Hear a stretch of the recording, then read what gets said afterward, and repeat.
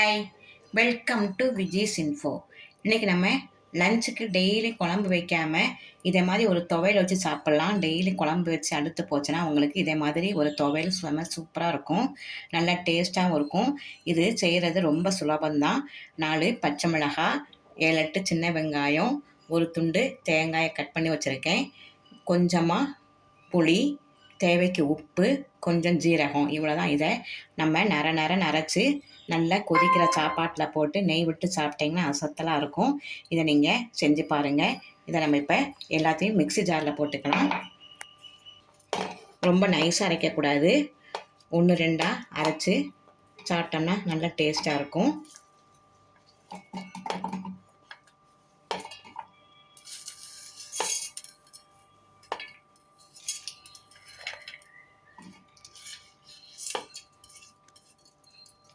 இதை நம்ம அப்படியே 1-2 அரைச்சிட்டு வந்துடலாம்.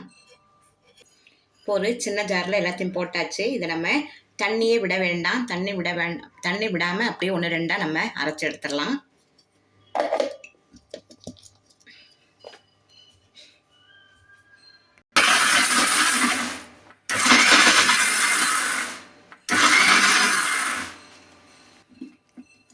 பாருங்கள், நரன்னு அரைச்சிருக்கேன்.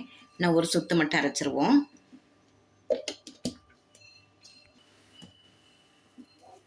இவ்வளோதான்.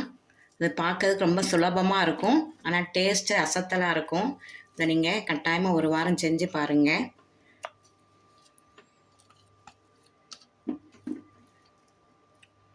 இப்போ எடுத்துடலாம். துவையல் நல்லா அரைச்சிட்டு வந்தாச்சு. 1-2 பாருங்கள், ரொம்ப நைஸாக இல்லை, 1-2 தான் அரைச்சிருக்கேன். நல்லா கொதிக்கிற சாதத்தில் இதை நல்ல ஒரு உருண்டை வச்சு மேலே நல்ல ஒரு ஸ்பூன் நெய் விட்டு சாப்பிட்டீங்கன்னா செம்ம அசத்தலாக இருக்கும்.